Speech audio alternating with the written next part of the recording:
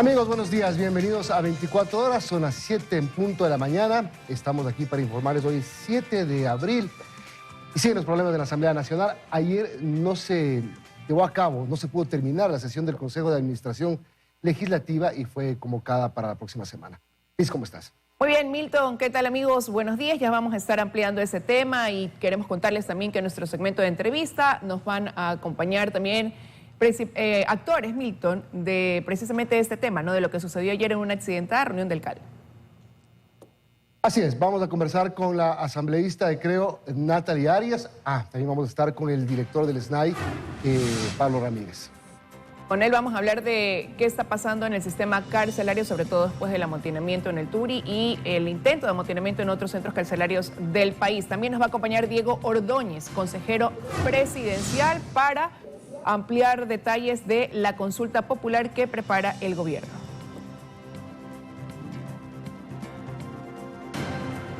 Y también va a estar, como dije, la asambleísta de Creo, Natalie Arias, miembro del CAL, además, para que nos cuente lo que ocurrió en la tarde y noche de ayer.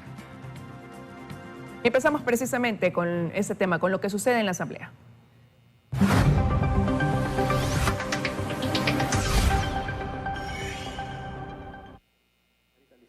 Bueno, ayer hubo problemas en la sesión del CAL que fue convocada la tarde de ayer. Se pidió un cambio del orden del día para incluir el tratamiento de las 3 denuncias presentadas contra la presidenta Guadalupe Llori y las 2 contra el resto de autoridades de la Asamblea Nacional. La sesión se tornó accidentada, se apeló la presidencia de Llori y tomó control de la sesión el primer vicepresidente Virgilio Saquicela. Sí, esa moción de Ronnie Aliaga de UNES de apelar la presidencia y de que asuma Virgilio Saquicela contó con el apoyo de 5 de los 7 integrantes del BAN, obviamente del CAL, quienes obviamente no apoyaron, Guadalupe Llori y Natalie Arias. Precisamente ambas se retiraron de la sesión. Escuchemos al vicepresidente Saquicela.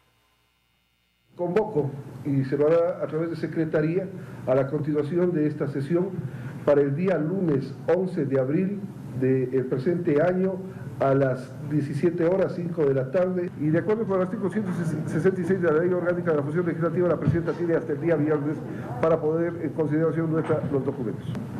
Sí, bueno, está autoconvocada la sesión para el día lunes, en donde tendrán que ventilarse los 3 puntos. El primer punto, que es la denuncia en contra de la señora presidenta. El segundo punto, una denuncia, me parece que de la asambleísta Gruber Zambrano en contra de los 7 vocales, y una denuncia de algunos de los asambleístas de UNES en contra de los 7 vocales. Son 5.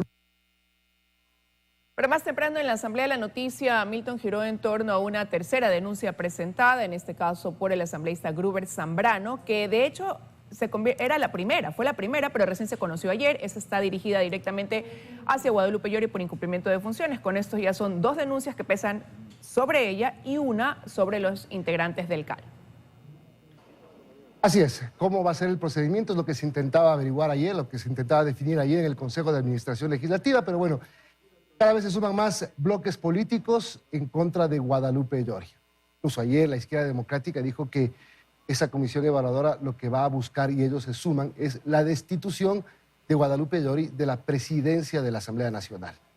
No tiene mucho respaldo ya, no le queda mucho a Guadalupe Llori. Escuchemos lo que dijeron 2 de los legisladores sobre ese tema. Lo que hace el CAL es recibir las denuncias y enviarlas a UTL para que vean si se han cumplido o no con todos los requisitos formales. Y el UTL presenta un informe. Ese informe, que no es vinculante, es conocido por el CAL. Si el CAL no está integrado, le corresponde a la Asamblea darle la solución. Y lo vamos a hacer. El Consejo de Administración Legislativo, en ese caso era justo lo que siempre habíamos planteado.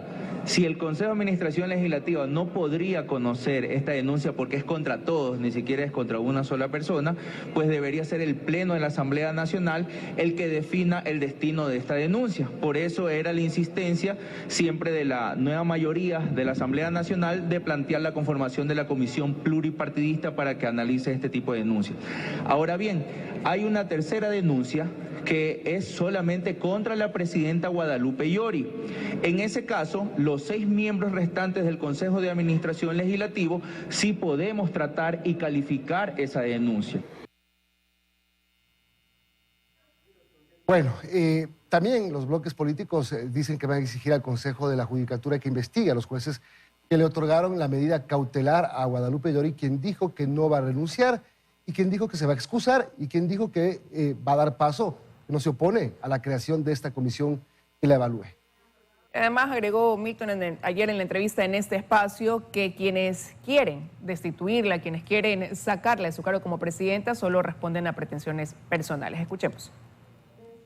En el pasado ya he estado acostumbrada a luchar, pues, justamente contra estas personas que son prepotentes, que se acostumbraron a gobernar con excesos, a gobernar con codicia, con violencia y hasta con corrupción.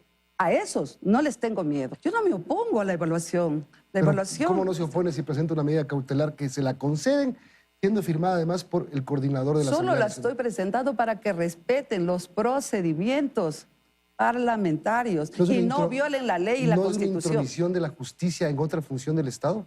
No es ninguna intromisión, son mis derechos. ¿No va a renunciar? Yo, por el momento, no voy a renunciar. ¿Por el momento? Por el momento. Y voy a legalmente pelear hasta cuando pueda.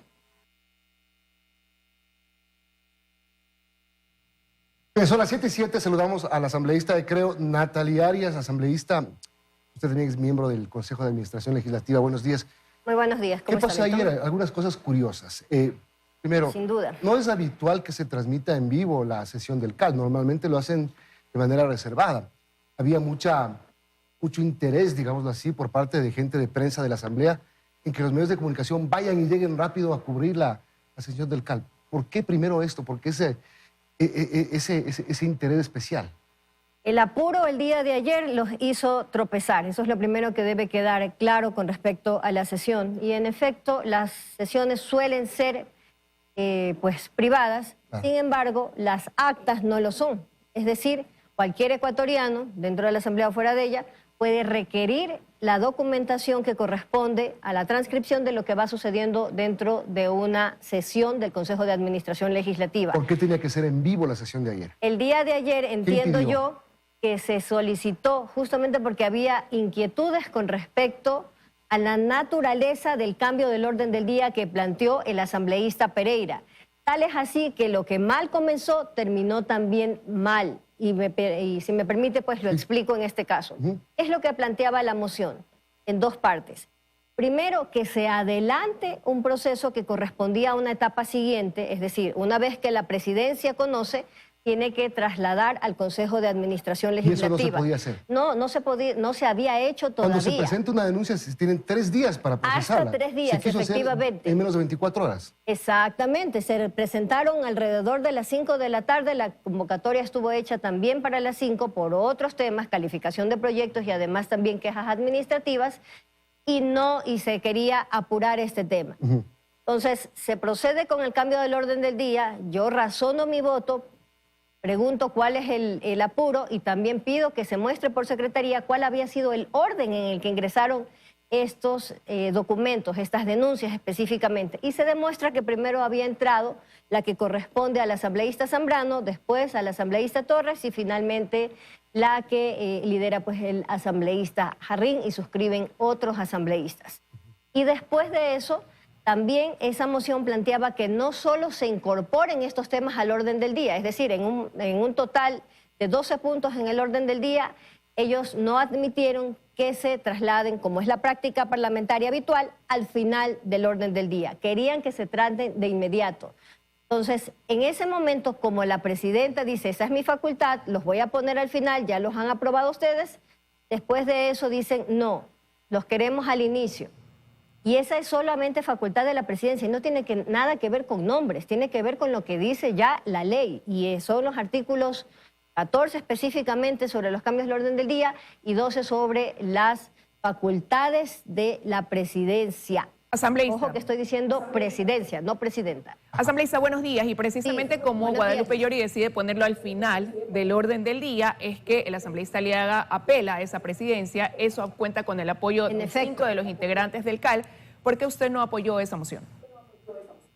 Porque yo no vi en ese momento ningún tipo de incumplimiento. Ojo que la apelación de la presidencia es una figura que existe dentro de la ley, justo para que los asambleístas hagamos notar un punto en contra del procedimiento que se está llevando. Y como la presidenta, habiéndose ya aprobado el cambio del orden del día, los incorpora, pero incorpora al final, como suele ser la práctica parlamentaria, entonces en ese momento ellos apelan en función de que no se los ponían primero.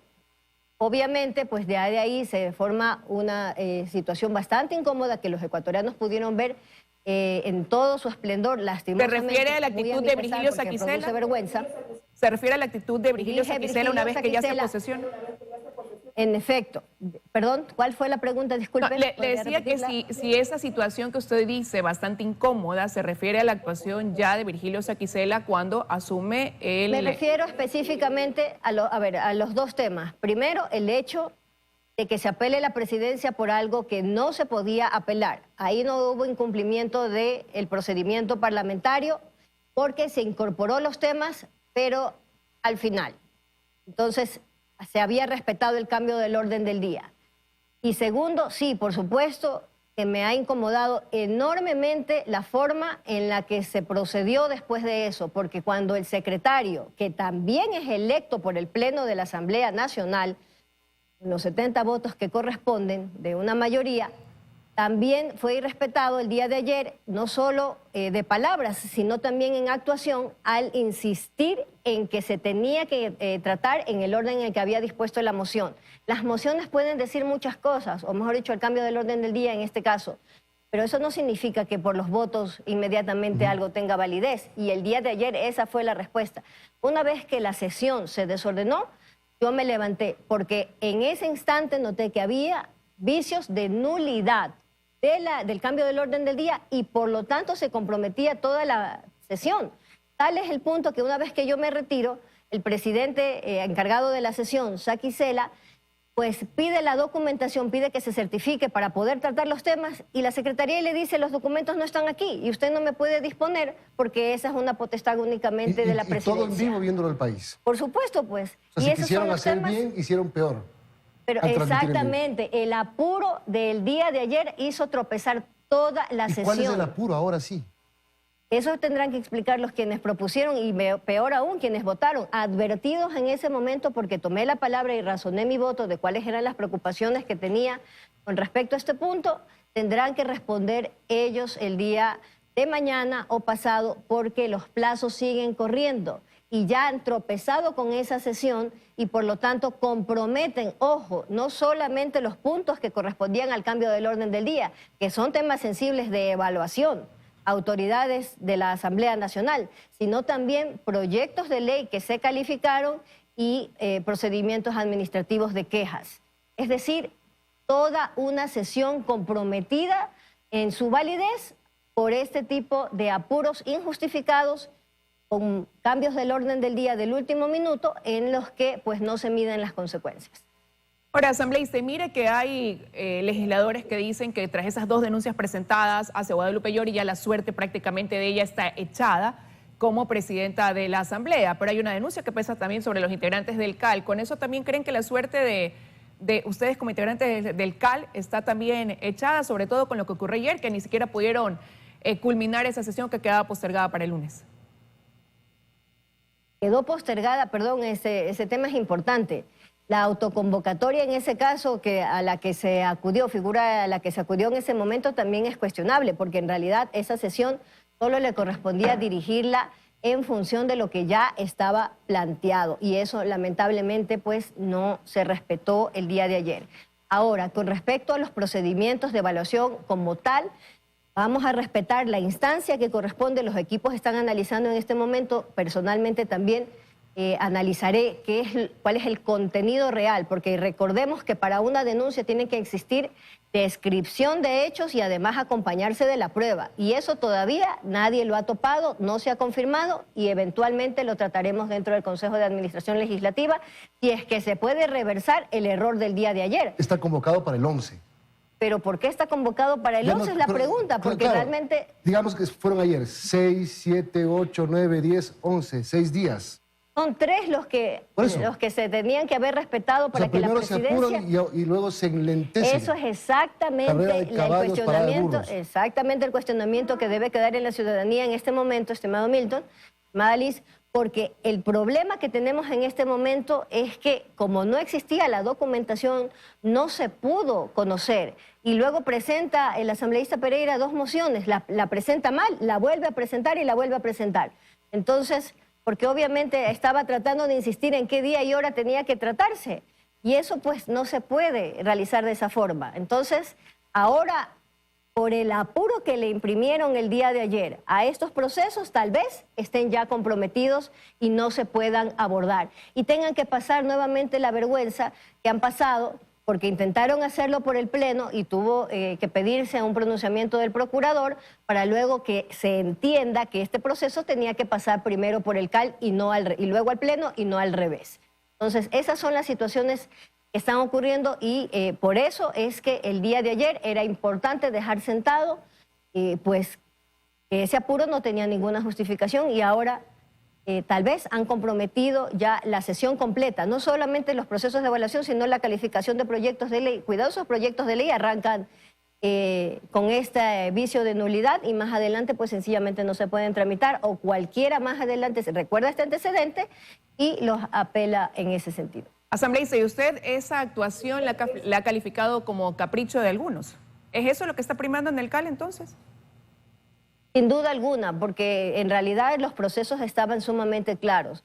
Todos en la Asamblea Nacional fuimos debidamente informados del plazo que debía respetarse para que el proceso de evaluación pudiera seguir el debido proceso que le asegura a todas las partes que además van a tener un espacio después de la calificación, después de la conformación de la comisión multipartidista, también el requerido espacio para poder presentar pruebas de cargo y de descargo.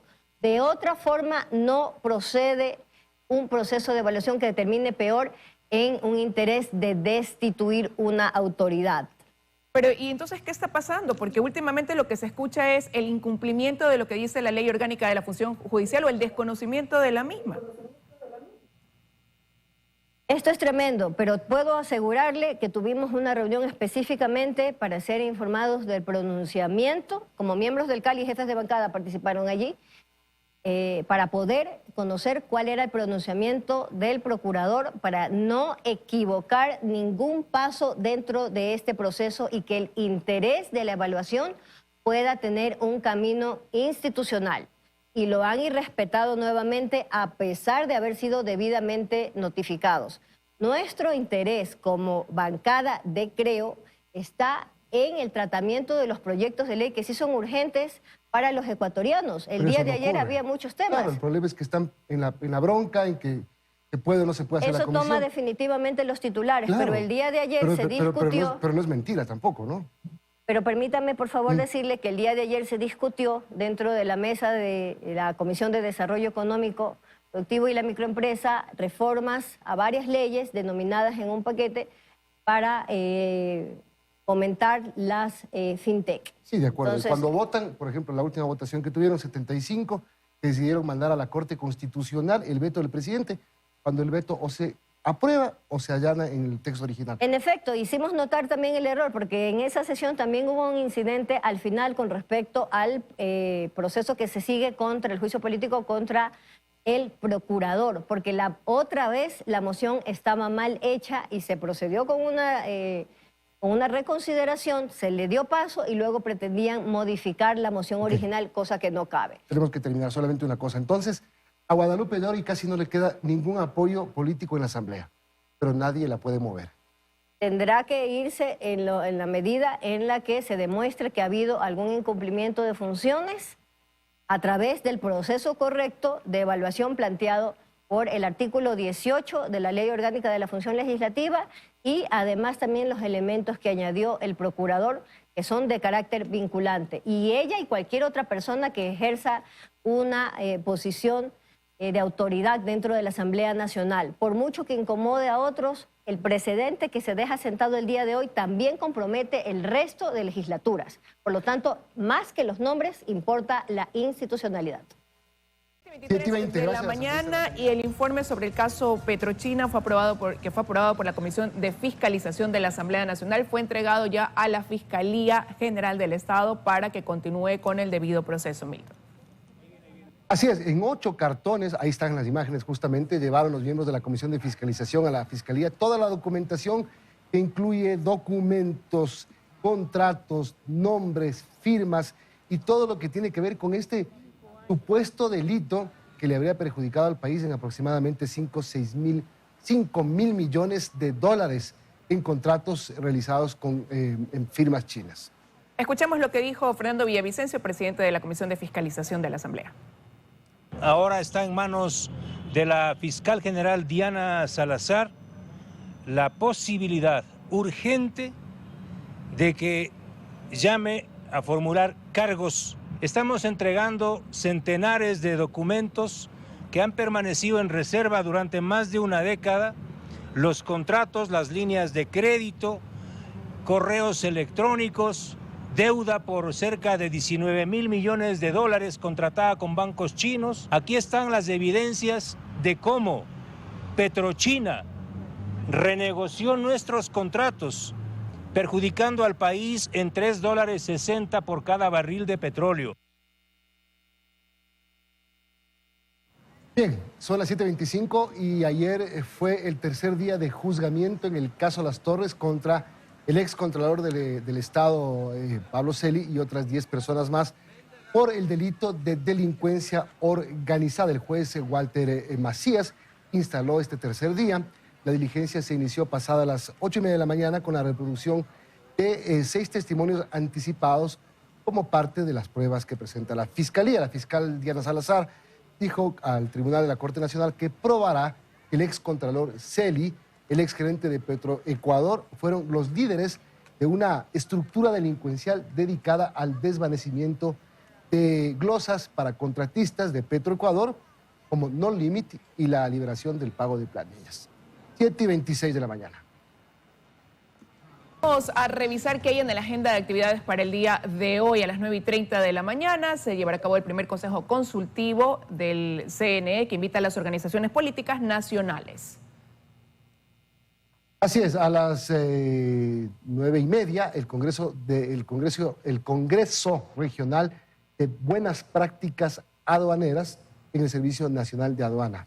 Bueno, y a las 10:30 de la mañana se tiene previsto que el presidente de la República, Guillermo Lasso, cumpla una agenda oficial en la provincia de Napo, donde se realizarán se llevará a cabo la evaluación de las acciones del gobierno frente a la minería ilegal, entrega de títulos de propiedad y crédito, serán uno de los temas que se tratarán en esa visita oficial. Bien, y a las 10 de la mañana va a haber una reunión de los pacientes de Solca con el IES. Aquí hay un grave problema por la deuda acumulada que tiene el Instituto de Seguridad Social con la Sociedad de Lucha contra el Cáncer. Y claro, obviamente, el sacrificado aquí es el paciente que no puede recibir la atención necesaria. Recordemos que incluso Solca generó la alerta de que si no hay un pago de esta deuda, la atención a los pacientes nuevos que se deriven podrían suspenderse. Y una situación que se amplía, Milton, y que se pone sobre la mesa la problemática que hay de estas deudas que mantiene el IES, el Ministerio incluso también de Salud Pública, por derivación de pacientes, no solamente en el caso de Solca, sino también a la red de clínicas y hospitales privados. Hay una situación preocupante que puede conllevar un problema del sistema de salud nacional, han dicho quienes se ven perjudicados al no recibir el pago, ¿no? De esta deuda que son millonarias. Claro. 600 millones en 10 años, de 2011 a 2021, la deuda, dice la gente de Solca, que se ha acumulado una deuda, un monto de 600 millones de sucres, de dólares. Y mientras que la que tienen el IES con las clínicas privadas, que agrupa la Asociación de Clínicas Privadas, que agrupa 43 hospitales a nivel de país, 23 centros de diálisis, supera los 300 millones de dólares.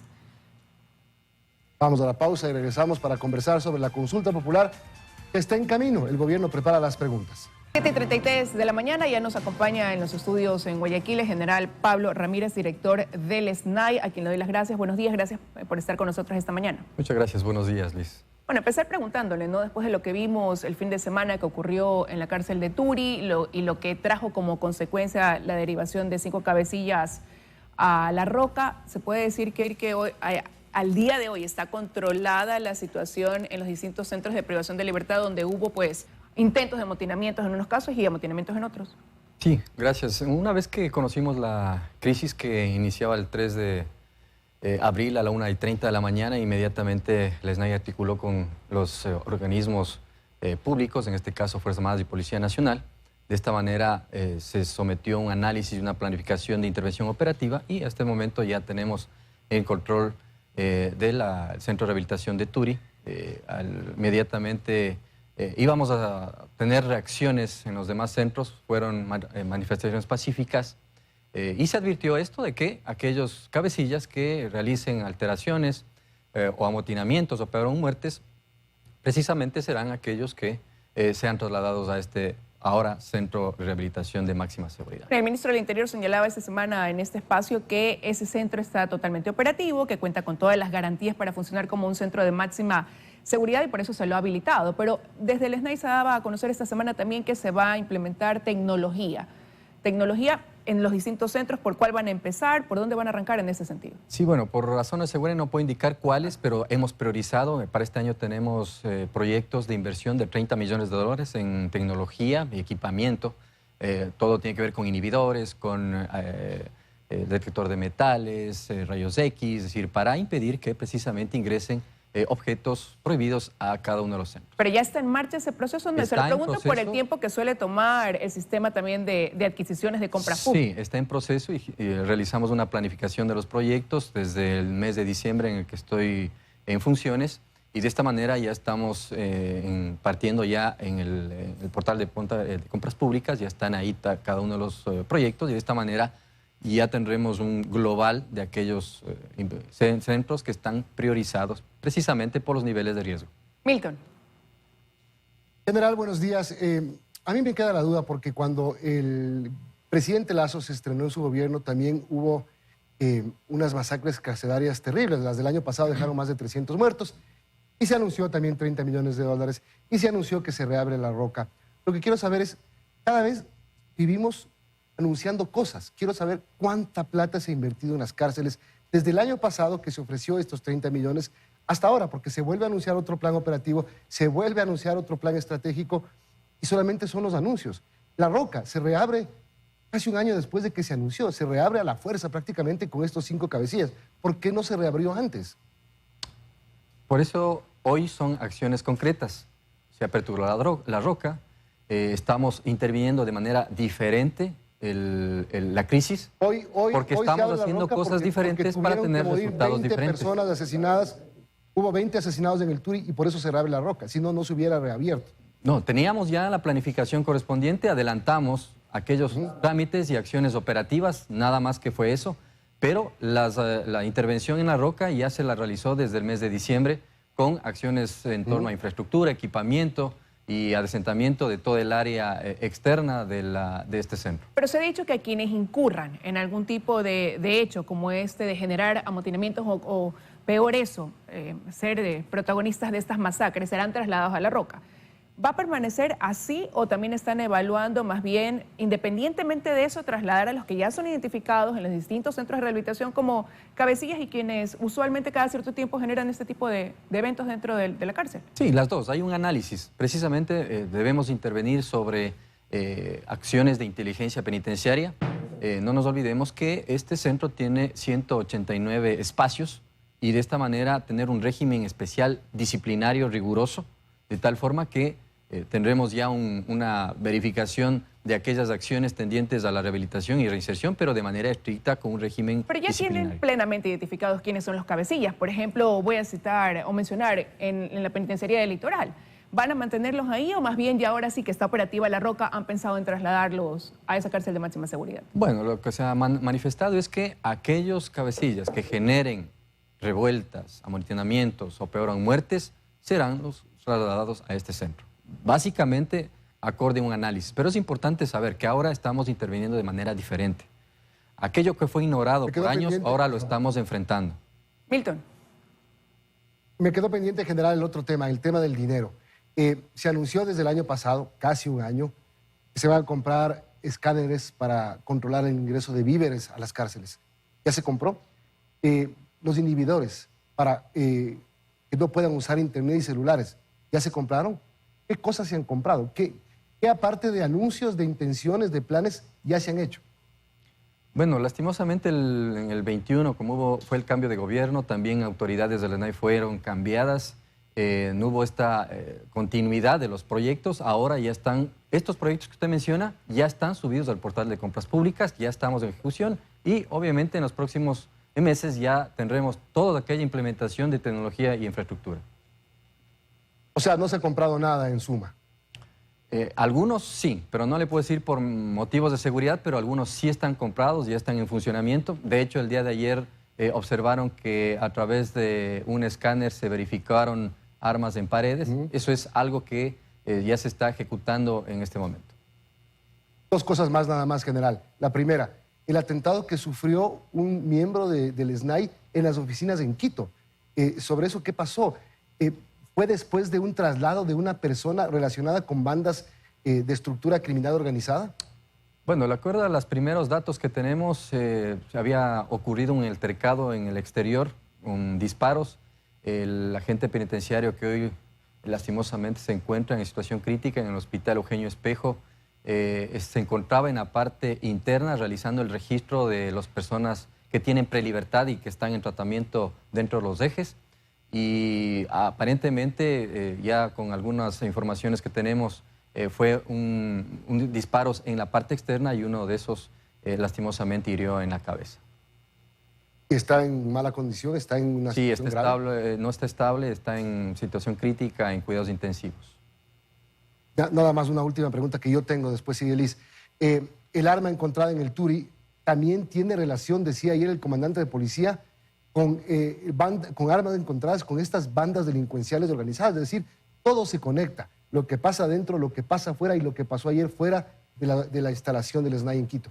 Sí, son 7 armas que ya fueron incautadas, pero repito, estas acciones no nos van a amedrentar, no vamos a retroceder ni un paso atrás, vamos a seguir con la transformación del sistema penitenciario, vamos a continuar con todas aquellas acciones que tenemos dentro de un gran plan de acción estratégica para transformar, dignificar y humanizar el sistema penitenciario. Pero precisamente todo se conecta por el hecho de que tienen ya ganado territorio dentro de los centros de rehabilitación, situación que es conocida, mantienen contacto con todos. El ministro del Interior señalaba por dónde pueden estar también los puntos más bien vulnerables para ingresar a este armamento, pero entonces, ¿por qué confiar o creer que con la amenaza de si se portan mal, si ocasionan algún tipo de amotinamiento, los vamos a trasladar a la cárcel de máxima seguridad y no darle uso a esa cárcel para lo que estaba previsto?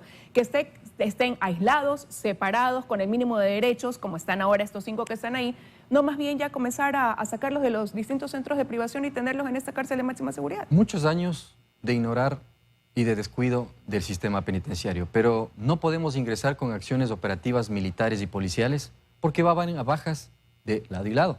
Lo que estamos haciendo es reduciendo la población penitenciaria para llegar a diciembre al 0%. En este momento estamos con el 14%, inicié mi gestión con el 25%, con todas aquellas acciones que estamos ejecutando, indultos, dispositivos de vigilancia, el plan Renacer con 5.000 personas privadas de libertad que ya tengan su libertad, pero ojo, son aquellas que ya cumplieron el 40 y el 60%, porque precisamente el hacinamiento hace que se generen estas acciones violentas. Pero lo importante es que estamos enfrentando de manera diferente, con planes, con un centro de formación penitenciaria, el primero que va a existir, con un plan de carrera de agentes penitenciarios, con un nuevo modelo de gestión y prestación de servicios penitenciarios para diferenciar los centros de rehabilitación en A, B y C, máximo, mínimo y mediana, y de esta manera contribuir a que exista una clasificación interna. Con el censo penitenciario que estableceremos ya en los próximos meses, tendremos ya un dato confiable y validado. Por eso es importante, otro de los planes que estamos generando dentro de las acciones es un sistema interoperable con la Corte Nacional, con la Judicatura, con el Registro Civil, con la Policía, para precisamente ya tener un dato fiable. ¿Pero cuándo va a arrancar ese censo? Porque también se lo anunció después de la última masacre aquí en la penitenciaría electoral. Mire cuántos meses han pasado y todavía iniciamos no se pone en marcha. un plan piloto en diciembre. Estamos a la espera de los fondos porque esto es a través de no reembolsable del Banco Interamericano de Desarrollo. E inmediatamente ya conocemos las 4 instituciones, Registro Civil, INEC, Policía Nacional y SNAI. Sabemos ya el presupuesto, se lo he entregado, e inmediatamente que esto se entregue, ya tendremos ya el presupuesto correspondiente y lo iniciaremos. Milton. Ya no iba a preguntar más, pero se me ocurrió una ahorita. ¿Para cuándo los 1.400 agentes general que faltan para completar? Y usted dijo algo muy importante, quienes no pudieron calificar por alguna razón como aspirantes de policías van a ser tomados en cuenta para este proceso. Sí, otra de las acciones es la profesionalización. La profesionalización que ha sido en algunos casos descuidada, por eso vamos a tener la primera escuela de formación de agentes penitenciarios. Para el final del año tendremos los 1.400. Ya se inició la difusión y el llamamiento. Empezaremos en junio, terminaremos en noviembre y de esta manera estamos haciendo un llamado a aquellas personas que cumplan con los requisitos correspondientes, incluso aquellos que no cumplieron con ciertos requisitos, pero mínimos para entrar a la policía, también están abiertas las puertas para servir como agentes penitenciarios. Gracias al general Muchas Pablo gracias. Ramírez, director del SNAI, por haber estado con nosotros. Vamos a una pausa y enseguida regresamos con Diego Ordóñez, consejero del presidente de la República, Guillermo Lasso, para hablar de la consulta popular. Definitivamente, buenos días, Diego, va a haber consulta. Va a haber consulta y definitivamente no muerte cruzada. Se decantó el gobierno por esta opción. Buen día, gracias por la invitación. El presidente había planteado un escenario, ¿no? Y es el que, al parecer, el diálogo con los políticos es infructuoso.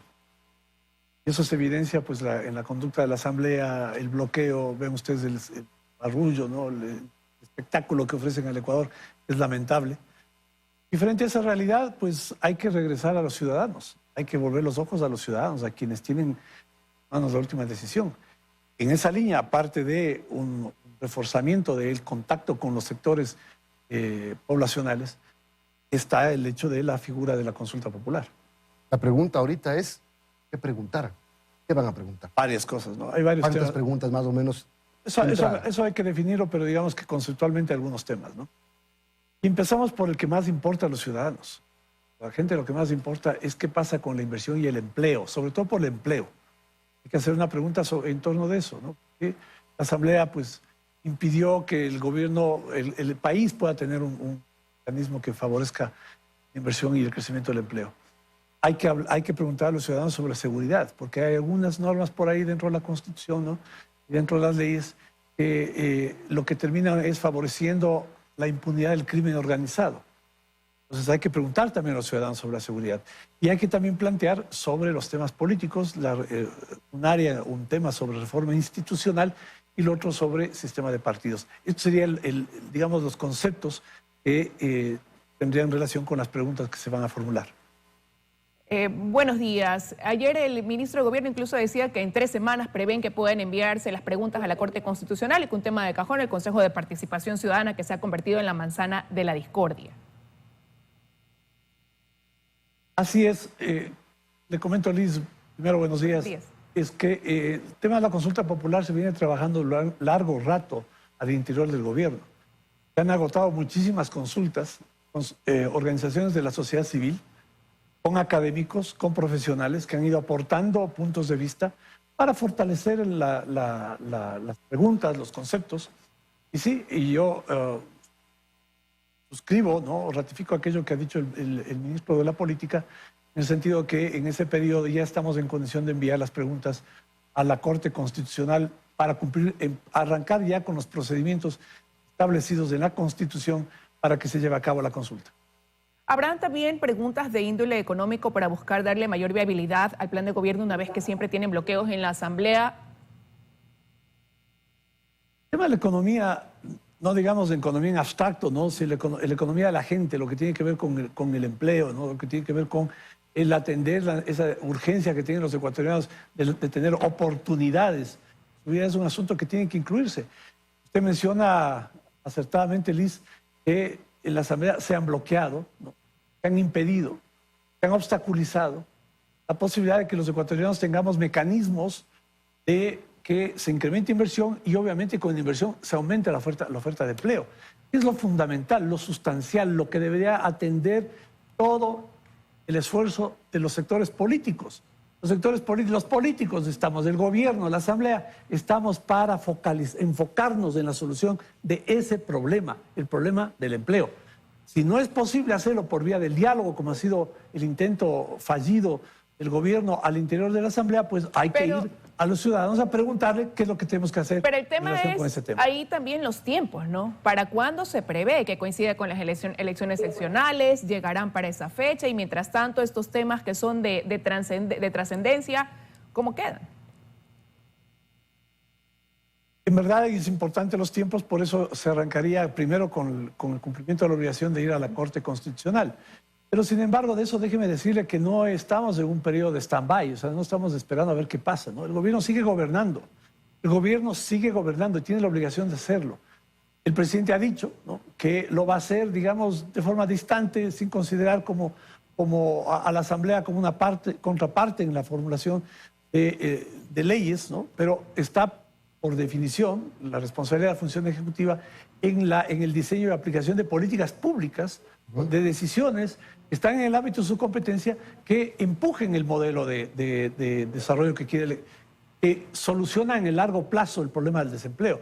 Inversión privada, empleo. Y esto es fundamental. ¿Por qué? Porque ese fue el plan de gobierno, ese fue el ofrecimiento y ese es el compromiso que tiene el presidente de la República.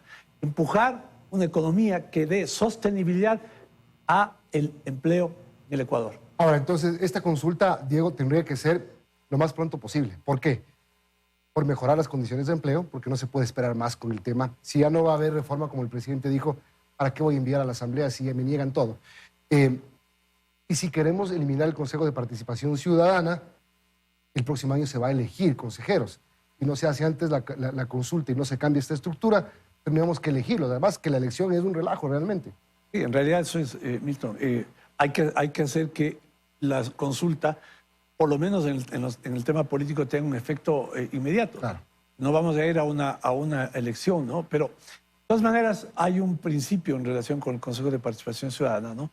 Y es que los mecanismos para eliminar o mantenerlo difieren de enmienda a reforma parcial. Entonces, vamos a ver los efectos que eso va a tener. Tiene que volver a la Asamblea. Ciertas cosas tendrán que ir a la Asamblea después del resultado. El proceso de enmienda es distinto al proceso de reforma parcial. Entonces, ya la Corte Constitucional ha señalado que la eventual eliminación del Consejo de Participación Ciudadana tiene que hacérselo por vía de reforma parcial. En lo que se puede trabajar en una consulta es en relación con las competencias que la Constitución le atribuye a este organismo. Y que lo que evidentemente han generado, pues, es que tengamos una estructura del Estado, funciones de control del peor nivel moral en el pasado. Hoy, yo diría que significativamente mejor que lo que teníamos en el pasado y sobre todo independientes. Lo que tenemos que garantizar es que ese modelo no permita reproducir lo que ya se vivió durante la época del correísmo, ¿no? Autoridades sumisas y que, bueno, ahora empiezan ya a evidenciarse cómo es que, para ser directos, robaron y no impunemente, porque ahora uno de ellos, Polit, por ejemplo, está siendo procesado en Estados Unidos. Ahora, pero se les pudieran adelantar. Mire usted que ayer un colectivo ciudadano, Voces por la Democracia, anunciaba que en mayo quieren ya comenzar a gestionar también una consulta popular con temas como Consejo de Participación, Seguridad Social, corrupción de la función judicial y también reformas al Código de la Democracia para que en las seccionales no haya una infinidad de candidatos postulándose. Ellos van a comenzar a recoger firmas. Pudieran adelantársele al gobierno con una consulta popular con temas similares. Me parece extremadamente positivo, Liz, que hayan iniciativas desde los ciudadanos, porque estos son temas que tienen que convocar a todos aquellos que tenemos interés en que aquellos problemas estructurales generados por un esquema jurídico inadecuado puedan ser modificadas. Y en ese sentido, pues me parece oportuno lo que ha planteado este colectivo de Voces por la Democracia. Yo creo que hay que conversar con ellos, hay que abrir el espacio, lo hemos hecho con otros sectores, obviamente con ellos, para conversar respecto a las iniciativas y ver la manera en cómo podemos integrarlas, de manera que el esfuerzo sea común, el esfuerzo sea conjunto, una cooperación entre gobierno y sectores ciudadanos para empujar esta reforma que evidentemente... 7 preguntas propone Voces. ¿Podrían sumarse? ¿Podrían hacer una sola cosa con el gobierno? ¿Ganan tiempo? Sin ¿Ganan duda apoyo? que sí. De hecho, la intención, acabo de expresar en ese sentido, habría que ver qué contenido tienen las preguntas, cómo complementan las que están y cómo podemos llegar a una Aquí tengo las conjunción, preguntas ¿no? de Voces, pero ya no tenemos tiempo, pero en todo caso, esa es la vía. La vía de la consulta nos parece que es una vía saludable, ¿no? Una vía en la cual la gente participa, los ciudadanos opinan, los políticos reciben la lección. Y el riesgo de que se convierta en un censor del gobierno, de la gestión del gobierno, la consulta, como ha pasado en otras veces. Bueno, yo no veo riesgo, porque si eso sucede, pues la medición o los resultados de las mediciones de opinión que se hacen sobre la gestión del gobierno son positivas, son buenas. Por el contrario, diríamos que si eso sucede sería bueno para el gobierno y bueno para el país. Ahora bien, parte también del hecho de qué preguntas vamos a hacer. Claro. De qué preguntas vamos a hacer, ¿no? Y tenemos inmensa confianza, Milton, porque en 10 meses de gestión el gobierno ha hecho lo que tenía que hacer y los ciudadanos reconocen ese esfuerzo, ese trabajo, y eso refleja en las encuestas. Gracias, Diego Ordóñez, consejero presidencial. Son las 7 de la mañana con 58 minutos, tenemos que despedir. Con eso despedimos, nos reencontramos mañana, ya vienen las noticias de la comunidad.